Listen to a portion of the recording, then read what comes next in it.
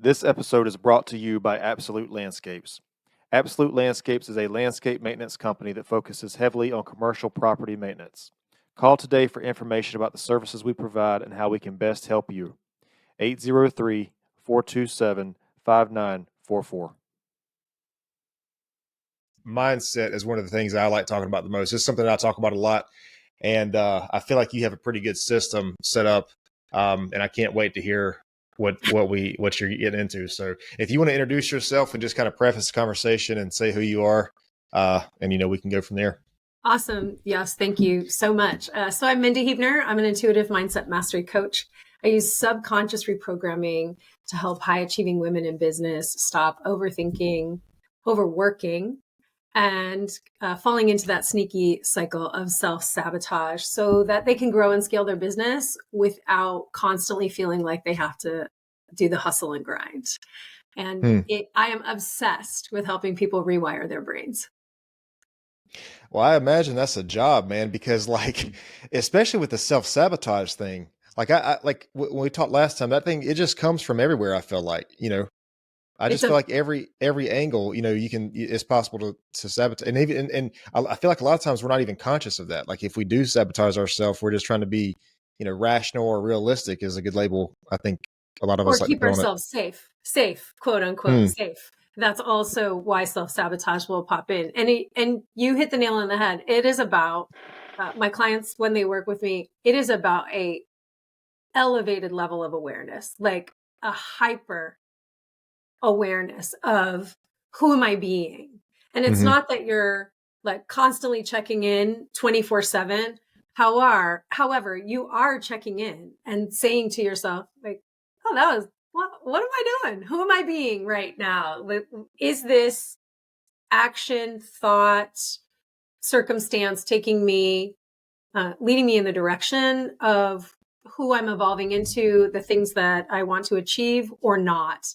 And then you get to check in, like without shame, without guilt, just a check in, like, oh, actually, I'm not showing up like I've said I want to. And okay, let's go from there. Like, what does it look like to go from there?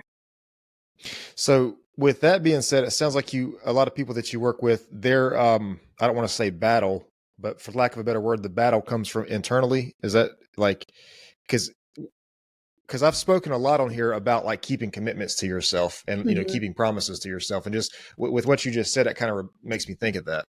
Well, yes. And so the women I work with, high achieving, right? They're making lots of money in their business. They're really like kicking ass and taking names, and they're finding themselves overworking or overthinking, because that's what a lot of high achievers do. We overwork, like, oh, well, I'll just work a little more, right? It makes us feel good. We like what we do. And we can get tangled into when I'm productive and successful, then I'm a productive, successful human. Like it changes my worth somehow. And so we untangle that, and that overthinking, that tendency to tiptoe into perfectionism or anything like that, which also lots of high achievers deal with, that if I get it perfect, then I'm perfect, right? Like then no one will judge me. And everyone has those thoughts at some point or another. And it's how we allow them to habituate, which then walks us down the path. And so high achievers have learned to mostly negate those. However, it can tumble into overthinking. And so instead, when you're more aware and you know who you want to be and how that looks, we act as if, right, that this is, the world gets it backwards. We get to be, do, have. So I'm going to be the human who keeps promises to myself right now. I'm going to do the things that human would do. And then I'm going to have the life that human would have. I'm going to do it right now. I'm not going to wait until circumstances all line up and right. That's how most of the world does it. And thus they don't have what they want, right? Because they're not acting as if right now. And so what does that get to look like, to act as if right now, if I'm the person keeping promises to myself? And so then it's a check-in, like, am I acting as if right now? Who am I showing up as right now? So it really depends on as well, like, what is it that you want? What is it that you're trying to achieve? And here's where, so goals, I'm sure you've talked about this many times. Goals, they're an aim, they're a direction, they're an outcome. Mm-hmm. People set goals all the time. It does not mean that they are automatically goal getters. Because in order Right. to be a goal getter, you, number one, get to bring your subconscious mind into that, because that's running 95% of what's happening in you anyway. And this is where we would miss the mark. So we have a goal. However, the result is an outcome. This is the shit that actually happens, right? We can have goals Mm-hmm. all day long. Who are we being? How are we showing up in that? What action steps are we taking or not taking in order to have this outcome? Right. The bigger secret is the outcome is just a milestone. I tell my clients, you're the cake. The outcome is just some icing. Like, it's great. It's a milestone. It reminds you. However, the secret on top of that is, who are you becoming? You're becoming the human who doesn't keep one promise, keeps most of the promises, right? Because no one's Right. perfect. Keeps 80% of the time is keeping the promises to themselves. You're, to quote James Clear, you don't want to read one book. You want to become a reader, because Right. now it's in your identity, and that's a shift for you. I'll give you a perfect example. I quit smoking, I don't know, maybe 30 years ago, 29, long time ago, very long time ago. I do not wake up in the morning and think, I wonder if I'll smoke today. Mm-hmm. It's not in my identity. It's not who I am. And so when we claim an identity and start casting votes towards that identity, it becomes who we are. So we don't Right. just read one book, we're readers. Therefore, then our brain, which deletes, distorts, and generalizes based on our beliefs, will now say and show us, along with our RAS, which finds what we expect. Oh, I'm a reader. I expect to see book reviews. I expect to see whatever, more, people who want to tell me about their book. I expect to see opportunities to find more books that, feed my nature, that help me do the things that I want to do. This is Mm-hmm. how a filtering system works. So if I believe I'm a reader, I'm going to see more ways to prove that to myself. You can Right. see how that can then flip on its head. If I believe something disempowering about myself, because what we Yep. say after I am, some of the most powerful words in the universe, we're always winning the game we're playing. So we'll prove that. We'll see proof of it, and then we'll fall into the cycle of proving it to ourselves. Okay, there's so much there that I want to touch on. Yeah, there's a lot there that I want to touch on. I'm trying to. I wrote a note over here just in case I forgot. But I want to touch on this first, because I think this is the most, not necessarily the most important, but like the thing that stood out to me the most. You were talking about becoming the person. Mm-hmm. You have this goal or whatever it is, and you're talking about becoming the person. This is something that I talk about a lot, man, because I high achieving. I'm sure you work with women and maybe even men who are in the the executive kind of range of their career, or maybe not. Maybe they're just entrepreneurs. Maybe they're just very busy people. Maybe they have a very, very busy family life, whatever it is. But like you mentioned something about being the person that is able to live the goals that we have for ourselves. And I think that's something that a lot of people don't take into consideration, because we think that like we just have these goals, whatever this goal is, and this thing is big and it's intimidating and whatever, but like we don't focus on becoming the person who has that goal. An example that I always use is for whatever reason entrepreneurship has gotten popular in the last couple of years, and I think it's because it's glamorized on social media. Social media makes it seem like it's an overnight thing. You see the post on Instagram with the Lamborghini and everything, and it's just like, oh, I'm an entrepreneur, and they don't see the 15 years of like 12-hour days before that. Anyways, it's glamorized on social media, and I think that it makes it seem like it's an overnight thing. But this is the example I always use. For a person to say, I want to be a successful entrepreneur, is a hell of a statement. That is a hell of a statement, because the things that you have to do to be that person, I mean, like we could take any popular example, Steve Jobs, Elon Musk. Like, look at the things these people have, and that's on the grand scale. Like, not even like, think about just the average everyday entrepreneur, the things they have to go through to make their business successful. Anyways, and so I use the example of entrepreneurship or CEO or something career related, because it's like we can have this goal. We want to build this company. We want to achieve this job, this title. But it's like, okay, a CEO is up at 5 a.m. and they're working, after everybody else gets off. Same thing with an entrepreneur. Are you the person that's going to do that? Are you the person that's going to take care of your physical and mental health the way that these people do? Because they have to have the mental and physical resources to keep up with the demands of their day. So it's like, it's easy for us to have this goal, and it's easy for us to just say, like, I want this life. But it's like, are you becoming the person who is capable of living that life? And that I think those are two completely different things. Because we can say we want anything. I mean, everybody wants everything, like, yep. like wanting something is not hard, but you hit the nail on the head, because in order to achieve the goals that we have for ourselves, I say all the time, the journey is the prize. Like, the route to getting that goal is, in my mind, almost always more important than the goal itself. Is who you become on the path. Exactly. Right. Exactly. The goal itself, again, it's a little like celebration emoji, right? It is. And I love goals. They're essential for us to feel like we have a purpose. Like, goals really, they are so helpful for us in like showing up every day.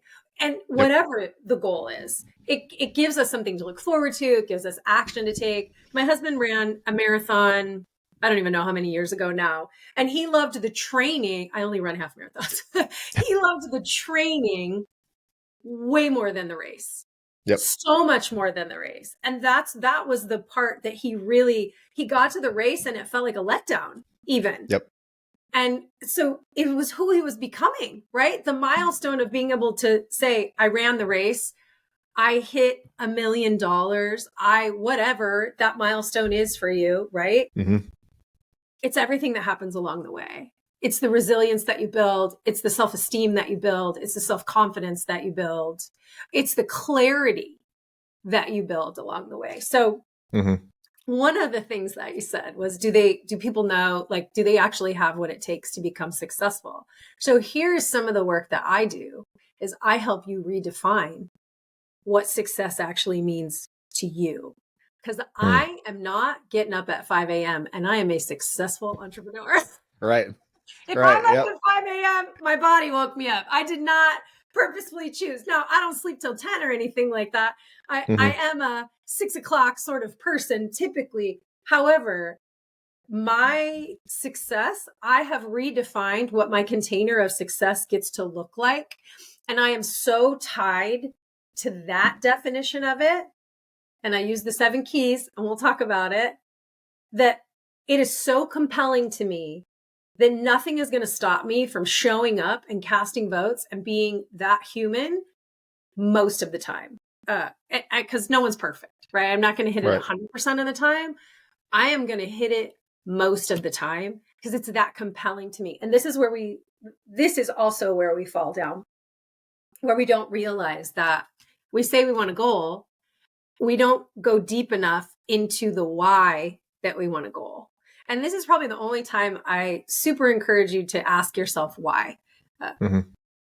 Is when you are setting a goal, talking about a dream, I say scheming, dreaming, visioning, ask yourself why over and over again. Why do I want this? Why is that important? Why will having this make a difference in my life? And go 7 whys deep, like get down to the core of it. Because if you stay surface level, you're not going to show up. Right. Like you're just not going to show up until you get to the true core of why this thing, this achievement is so important to you. Because you may be taking someone else's goal. In the entrepreneurial world, especially the online entrepreneurial world, there's 5K months, 10K months, 5K months, 10K months. Like this is all that everyone talks, a lot of people talk about is you got to hit 5K months, then you got to hit 10K months. And that's all well and good, as long as that's actually your goal.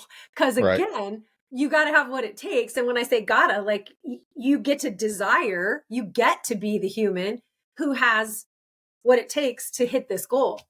If you're not that human because it's not your goal, you're going to feel like a failure. However, you're not. You were setting yourself up for sabotage from the get-go without getting clear. So the 7 keys, the first one is know what you want.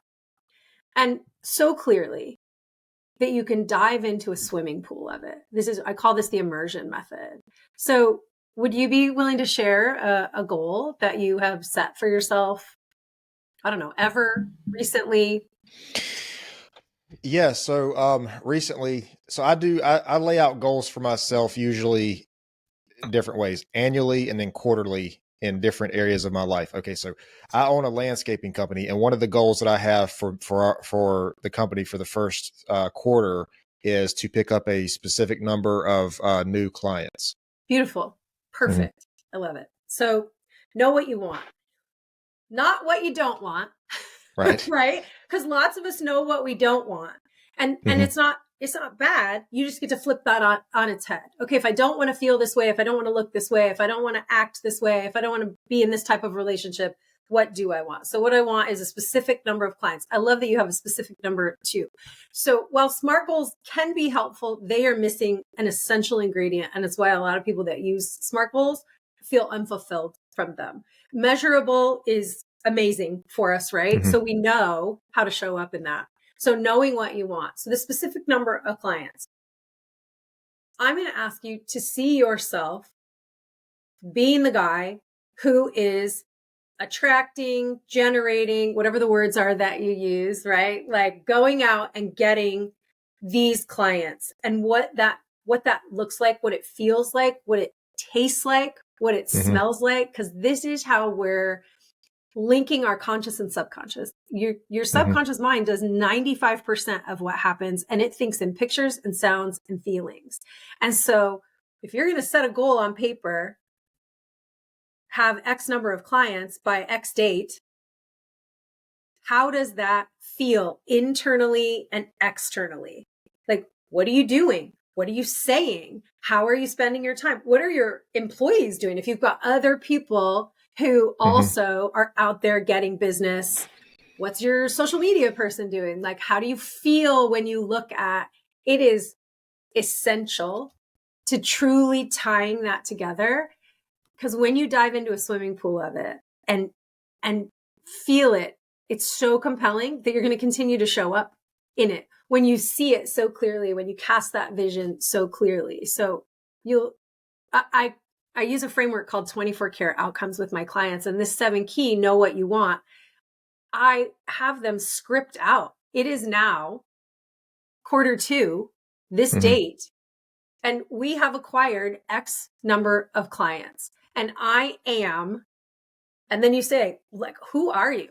I'm a badass that kept promises to myself. I'm the guy who sent 10 emails a day and had 5 networking meetings and whatever those things were, as you acted as if, because you get to start doing those right now.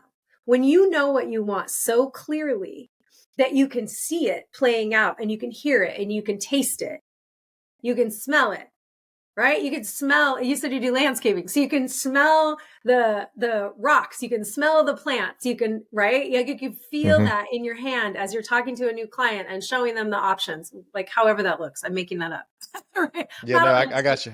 I'm with you. Yeah. Not a landscaper. So all of that, know what you want. When you know what you want so clearly, key 2, taking aligned action, has much more ease in it. I'm not saying it's easy.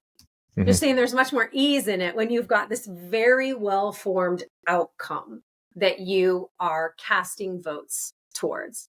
So now you get to take action.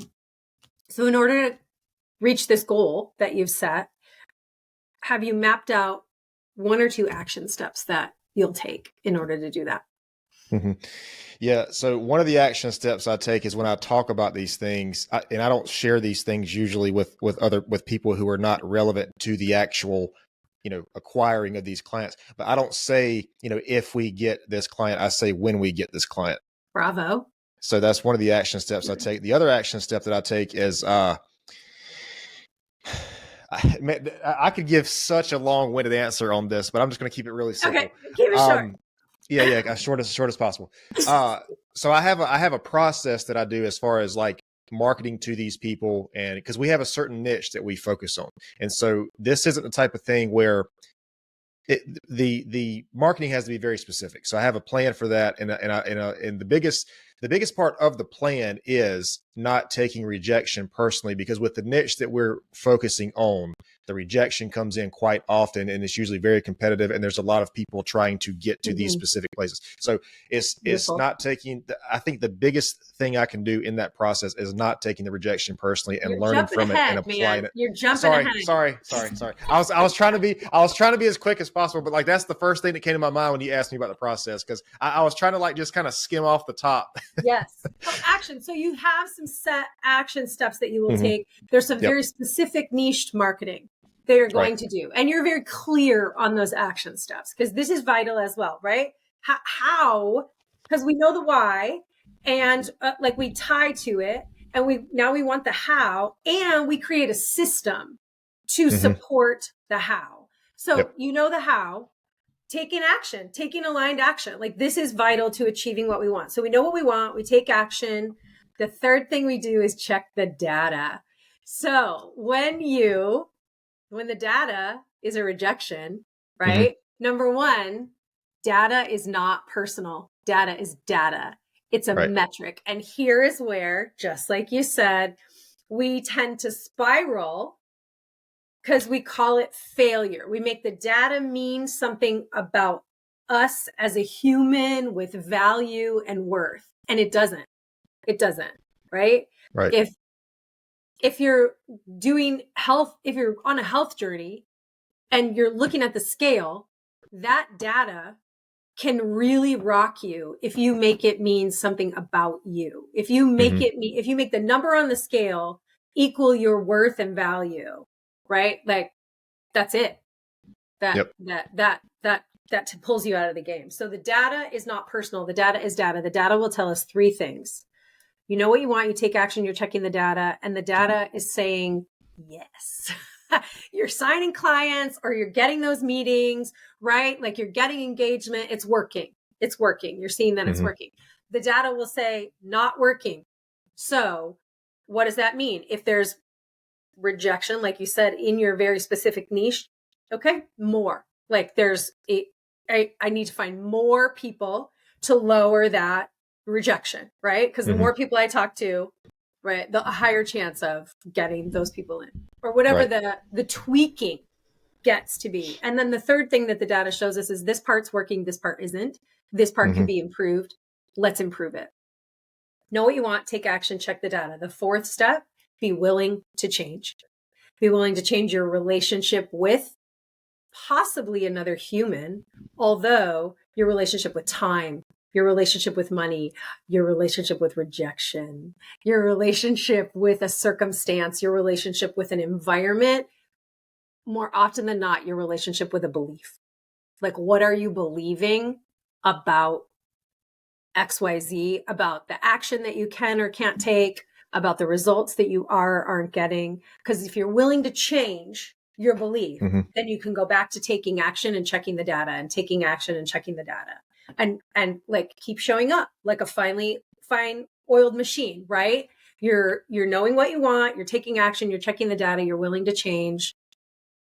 The fifth key is showing up in excellence. And this is not to be confused. Like my version of excellence is joy and ease. If I can't find some joy and ease in what I'm doing, not always a party and the easiest thing I've ever done. Please don't hear that. Joy and ease. Right. If I can't find some of that, I'm either not looking hard enough, or I really get to explore, was this actually what I wanted? This is my level of excellence. And not to be confused with perfection or comparison, right? Like not that. When we're striving for perfection, we've already self-sabotaged, because that's not going to happen. There's no such thing as perfection. And comparison, when we get caught up in comparison, we can have other people inspire us, right? Other humans inspire us with the way they are resilient or the way they do XYZ, right? The way they run a company, the way they carry themselves, the way anything. Inspiration is beautiful because when we're inspired, we can look at someone and say, what qualities do we share? Like, what is it that what qualities don't we share? And what resources can I use to tap into that quality for myself? Is it a learning? Is it a getting around different people? Is it, right? So we're keeping our brain searching for possibility instead of stopping it and searching for limits to what we're allowed to do, be, have, all the things. So I'm going to pause so you can jump in if you want. Well, I just I have a lot to say, but can you refresh? Okay, so we're at number. Is this 5 or 6? Well, 5 is excellence, also known as joy and ease for me. My excellence is joy and ease. All right. Do you want to? There's 7, right? There's 7 total. Okay, because I don't want to throw you off track. You're kind of on a roll here. So if you want to like keep going, I'll say what I have to say after we finish. Okay, perfect. The set number 7, because I don't want to mess up your flow here. Okay. So excellence, showing up in joy and ease for me. Again, your brain deletes, distorts, and generalizes based on what you believe. I believe I deserve joy and ease in everything that I do in some way, even if it's a tiny, small way, right? If I am doing, I don't love tech. So when I do the back end of my work, right? Not my favorite thing. So in order to have some joy and ease in it, I'm going to have a really great cup of coffee with me. I'm going to have my favorite music on. I'm going to light a candle. I am going to create the environment, the container for my inevitable success to feel a little joy and ease in doing something that isn't my favorite thing and yet is essential to me getting the things I want. So I'm being the human who does what's essential. Getting shit done, right? With joy and ease, ease. So that's key 5. Key 6 is gratitude. And this is foundational for you because truly when you change the way you look at things, the things you look at change, right? Dr. Wayne Dyer. It's not lip service. It's from your core coming from a foundation of gratitude. So if your listeners don't currently have a gratitude practice, this rewires your brain. It's proven. There's tons of studies about gratitude and meditation rewiring your brain and allowing you to create new neural pathways. Again, your brain's deleting, distorting, and generalizing based on your beliefs. So if you're coming from the belief that gratitude is core for you, it's foundational, everything is going to look different for you.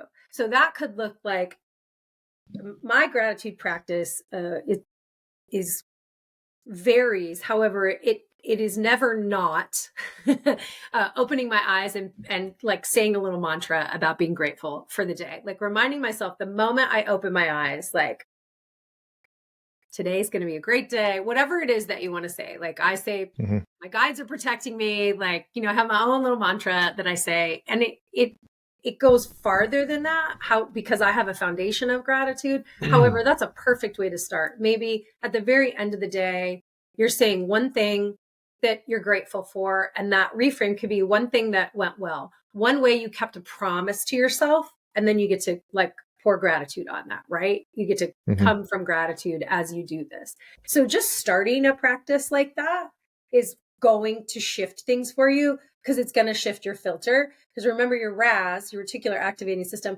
it finds what you expect. And so if you expect to feel gratitude, to be in the frequency of gratitude, you will. If you expect something not empowering, you'll find that as well. So gratitude is 6. And then the 7th key is alignment.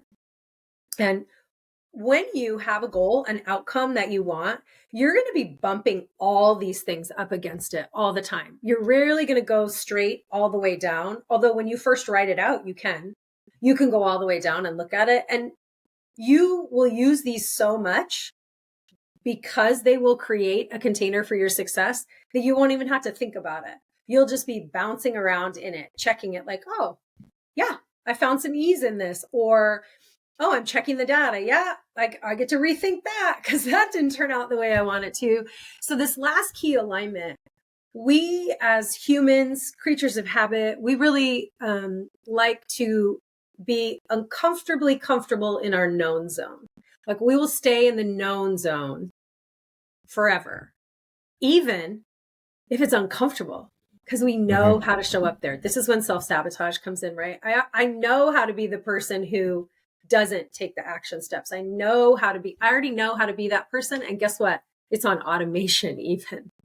Yep. So alignment is about asking ourselves, okay, I'm feeling some resistance in this goal that I've set. Great. Is the resistance a 5, 6, 7? Because then that's telling me that you are on the verge of your next breakthrough. This resistance is telling you like you're so close. Do not give up.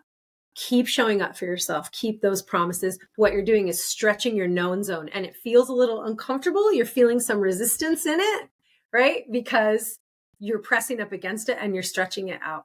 95% of the time, 97% of the time, this is the resistance that we feel. And we are actually in alignment when we're feeling this resistance because we're moving forward and, right, like casting those votes, creating those new neural pathways. Very small percentage of the time, we feel this resistance and we are out of alignment for one or two reasons. One, we set a goal that was someone else's, right? Yep. We didn't do the deep dive enough, so we get to go back to that. Or two, we set a goal that was against our core values. Like we're showing up in a way that is against what we actually believe as a core value. So if I, as a core value, have a core value that rest is essential, like rest breeds productivity, it breeds creativity. And I am never getting to bed before 2 a.m. and I'm getting up at 6, and I am not like taking breaks and while I'm not doing any of the things that are like core to me. There's going to be so much resistance. It's going to be so hard and so yucky. So it's time to yucky. That was a very scientific term. So it's time to, right? Like go back to knowing what I want, like asking myself what's happening here. And those are the 7 keys. Okay. Can you just really quickly remind me of 1 and 2? I think 1 was know what you want. Yeah. Yeah. And then 2 was, what was 2? Action. Take action. Yep. Okay. So I wrote some notes. I have a whole notepad over here. I'm gonna try to be concise as possible. Okay, so as you were saying this man, these kind of things came to my mind about this. So we're talking about this. You said number 1 was kind of know what you want, and as you're talking about this, the thing that really sticks out to me about this is clarity. Because if you're not clear on what it is that you want to be or have or do, you're kind of just all over the place. And I think it's very easy for us to just say we want something, a better life. Okay, well, that is a very vague term to say a better life. Like, what does a better life, like exactly what does a better life mean? But of course, the problem with that is if we clarify it down to something that narrow, that makes the margins for failure much more broad and possible.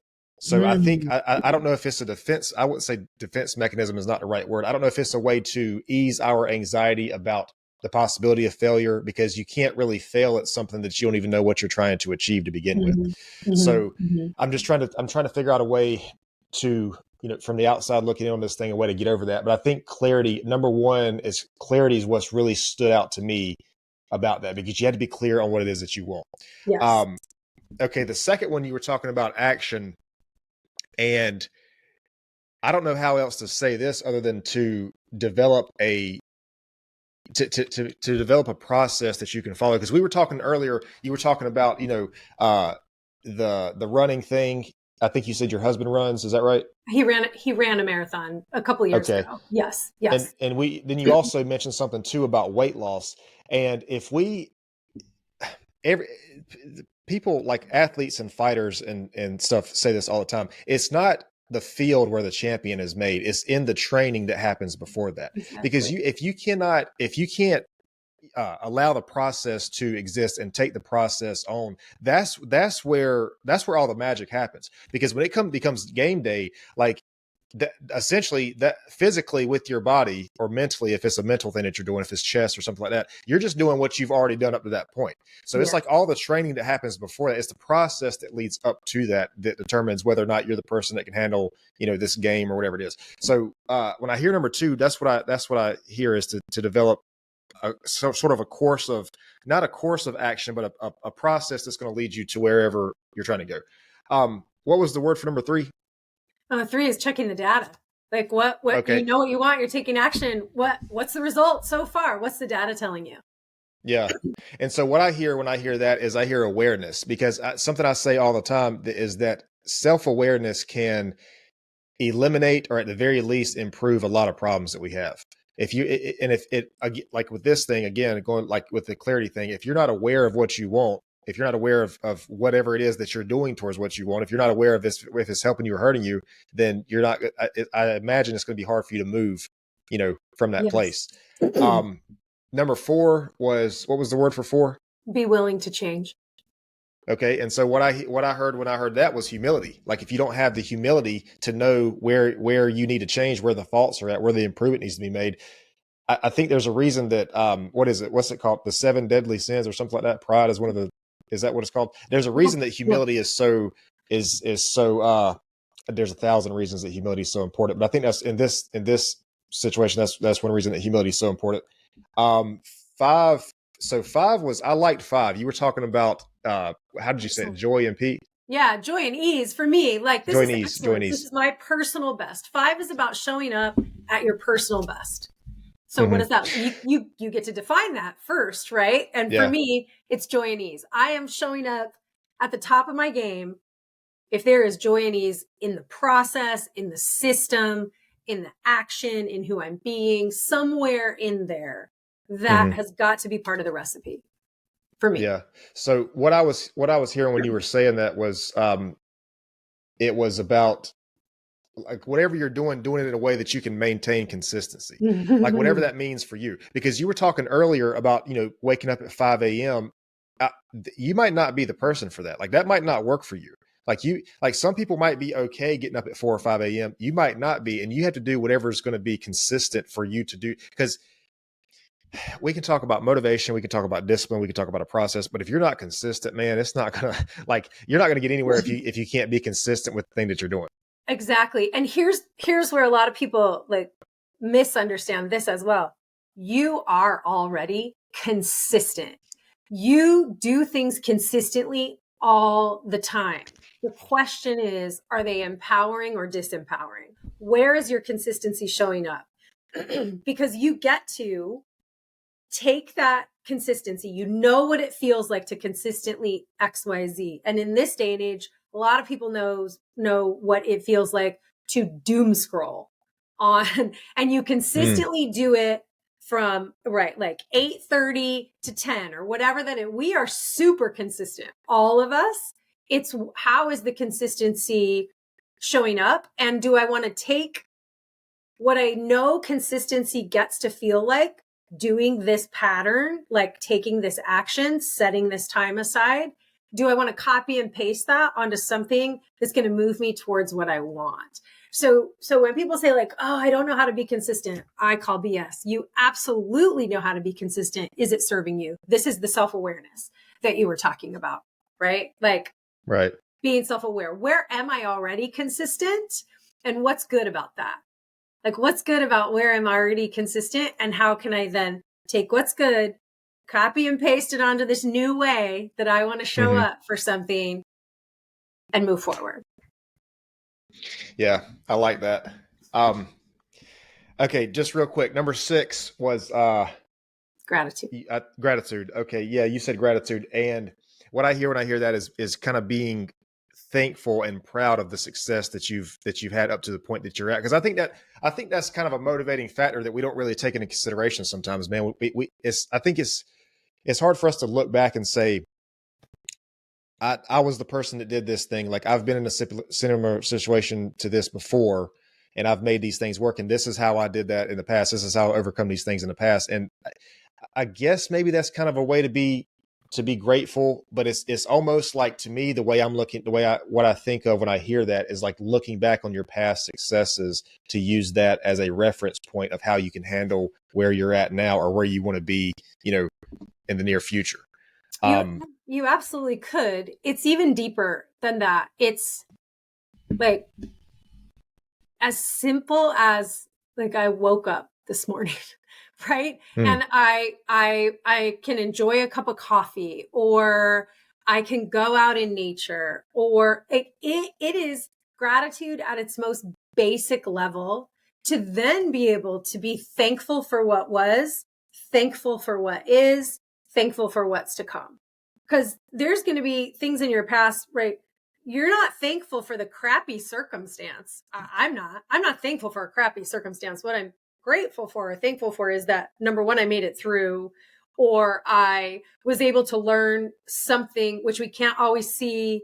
That sometimes that's years and years, right? Mm-hmm. But when we have the foundation, we're able to, I call it like silver lining seeking. Like even if you have to squint, you can see something that you're grateful for every single day. Some situation, some moment, that first sip of coffee. Clearly I'm obsessed with coffee. That first sip of coffee, I also am obsessed with moving my body. So I run for fun. So how you feel after you work out, like that moment, it doesn't even have to be an accomplishment necessarily. It's just like, I don't know how your bed feels when you hit the pillow and you got clean sheets. Like, this trains your brain to find all those points for you, because again, your RAS is bringing you what you expect. And so if you expect to have so many things to feel gratitude about, you will. Mm-hmm. Yeah, that makes sense. I like that. Okay, I don't want to get off on a tangent on that. 7, because I promise you, we could talk all day. 7 was alignment, right? Yeah, being in alignment Okay. with what you say you want. Yeah, and so this is probably, to me, this sounds like one. You can't use the word the most important, because like I don't think any of the other 6 would exist without one. But 7 is really. I think there's a reason that it's last, and I agree with that, because it sounds to me like 7 is, when we say alignment, it's like using your higher purpose as a motivation, or using your higher purpose as motivation or a source of direction, because I've talked about this before too. If you're trying to do something that is like, has any sort of value, whether it's a goal or a career or whatever for yourself, there are going to come times when it's going to test how bad you really want that. Like you might get knocked down. You might consider these little failures along the way, whatever, but like you have to have something that is there guiding you, something that seems like it's bigger than you, guiding you to the thing that you want to do. And if you are in alignment with, from my understanding of this, how you're explaining it, if you're in alignment with what it is that you want and where you want to be and who you want to be and how you want to get there, then these little failures along the way that's just part of the, going back to earlier, that's just part of the process. Like this is just like something that we were talking about earlier was self-identity. The things that you say about yourself, how you see yourself, how do you get over these things? And something that I talk about with like overcoming adversity, one of the many reasons that self-identity is so important is because if something happens to you that you consider bad or not ideal, if you don't have a very strong sense of self, if you don't have a very clear self-identity with yourself, you're not going to know how to respond to this thing, because you don't even know who you're not even sure who you are and how to respond to it. So something comes along and it knocks you down and it makes you feel like you've failed or whatever. Well, okay, how do you respond to that? You respond to that by going back to, okay, this is the person I am. I'm the person that when I make a goal for myself, this is what I'm going to do. I'm the person that if I say I wake up at this time, I wake up at this time. I'm the person that whatever, like these outside circumstances are not going to determine what you do or don't do, because you already, before you even get into the thing, the problem or the goal or the process or whatever, you already have your mind made up that this is who I am. This is the person that I am. These are the things that I do. These little distractions are not going to stop me from the end goal. We were talking earlier about goals. This is something that I kind of stress to people too, because we get so hyper fixated on the goal, on being wherever that goal is. But a lot of times we don't understand that. Okay, the goal is absolute. It might not change. I get that. But the path to the goal is probably 99% not going to happen the way you think it's going to happen. There's going to be detours. There's going to be roadblocks. Instead of going from A, B, C, you're going to go A, B, B and a half, B and 3/4, and then C. Like, it's never going to be a straight shot like what you think. And I understand, I think you agree with this kind of based on what we were talking about earlier. I understand the importance of having a goal, but the importance is the goal, not the path to the goal. Something that you reminded me of a couple things here. So first, when my clients create a 24 karat outcome and they have, it is this date now, and they've got all the measurable metrics, who they're being, right? What they see, what they hear, what they feel, what they taste. I achieved this because goes underneath that. And then they brag on themselves. They're very self-aware. I'm driven. I tap internal resources. I deserve support. I ask for help, like whatever that is. So we bring all that up to remind ourselves. Sorry, I just started yelling because I just got really excited. No, you're good. I love it. And then at the very bottom of the 24 karat outcome, we say this or something better. We are not pigeonholing ourselves in to this being the only thing and the only way that this could happen. So it is extreme practice. Like, it takes a lot of practice to be not tied to the outcome and fully tied to the process. This takes practice, because the outcome is whether or not we're like, we failed or we achieved. It's really not. And we get tangled up in there, right? Because who we're becoming readers, not just one book. One book doesn't, right? You can muscle and hustle and scheme your way to one sale, to one new client. How about being the guy who consistently has 4 new clients every quarter? Right? Now that's a different guy. That's a different guy. And so he knows this, my 4 new clients every quarter, or something better.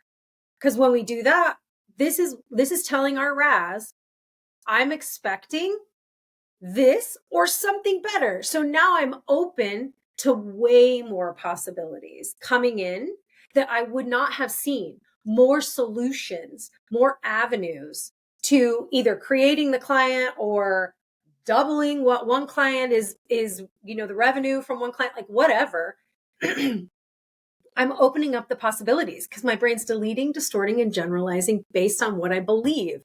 And so I believe this or something better. Like, show me, universe, you've got my back.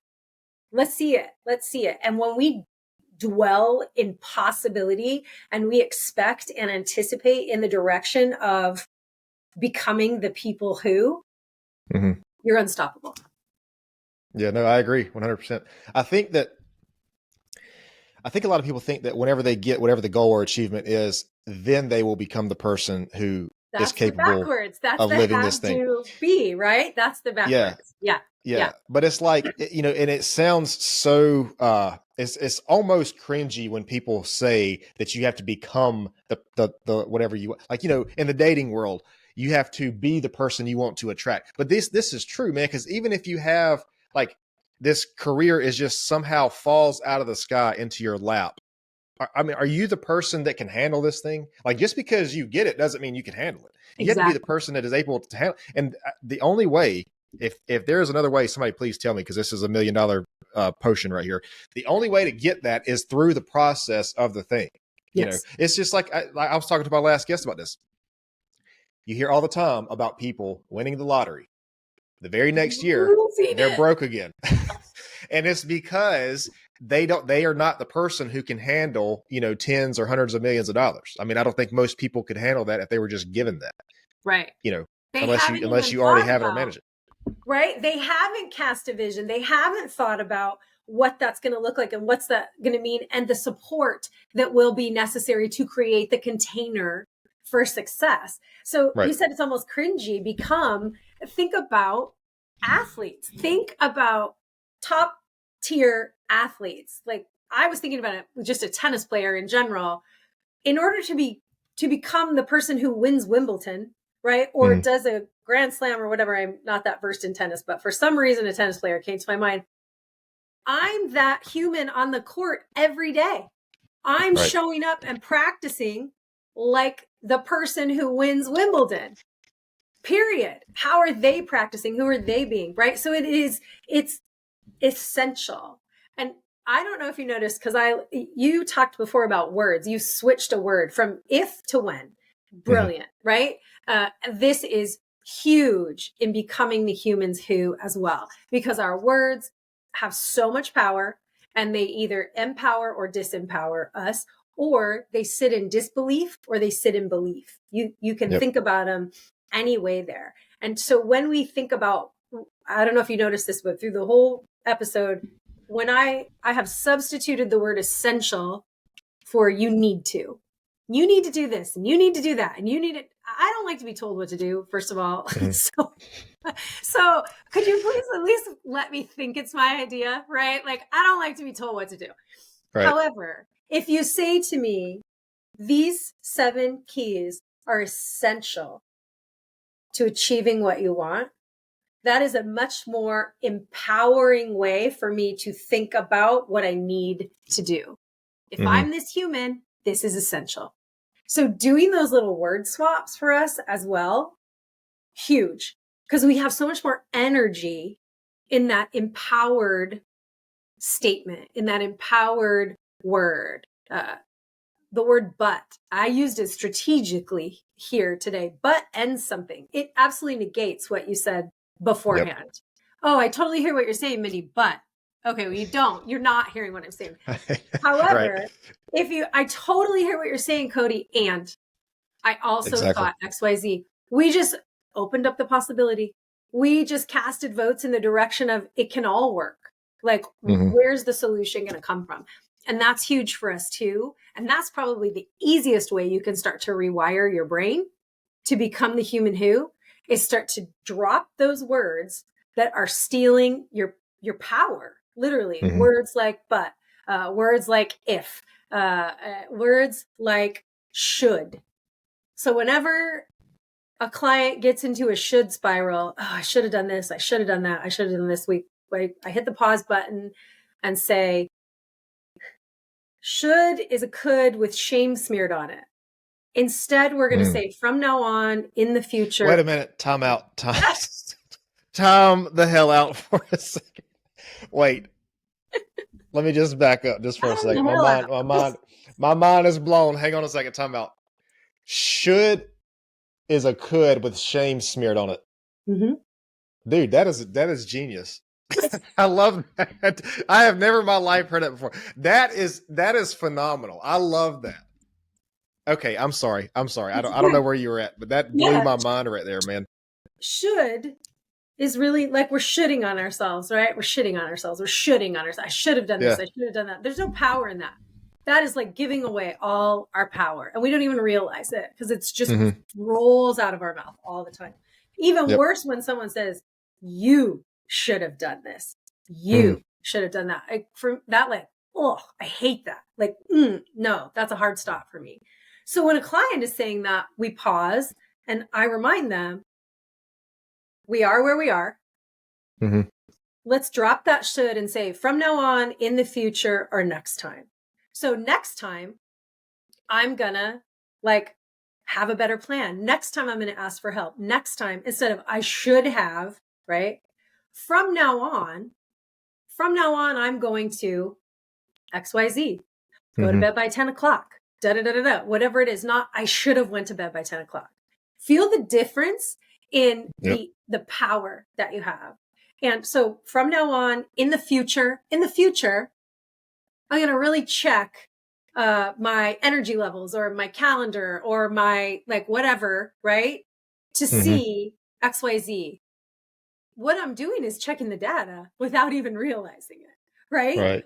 Right. I'm bouncing up again. I'm going, oh, the action I took was disempowered. I'm going to flip it to an empowered action and I'm going to check the data. And this, just a couple word swaps like that, huge. You'll begin rewiring your brain. You'll begin creating new neural pathways that see things differently, that allow you to stop repeating the memorized past and habit of you and start to create a new you. Because you're literally like putting on a new pair of glasses. You're looking at things differently when you start dropping those old words that were like weights around your neck.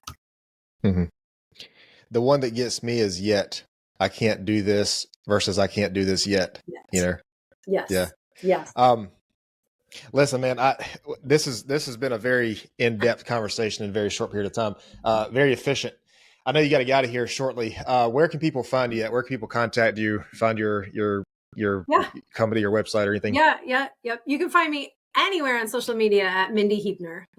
All my handles are Mindi Huebner. My website is mindihuebner.com. Any of those places you can find me. I'm probably the most active on Instagram and starting to ramp up YouTube. So okay. Those would be the two places. Come hang out on Instagram. I got lots of free like downloads to prime your brain, rewire your brain, things like that. So you can really start. If you don't know where to start, like that's a perfect way to start. I love guided meditation for really helping me do things that I'm not sure how to do yet. Like having someone else guide me along, and that's a really simple way. Again, so swapping out your words and priming your brain, like finding ways to prime your brain, two ways that you can totally then start creating the container for your success. Okay.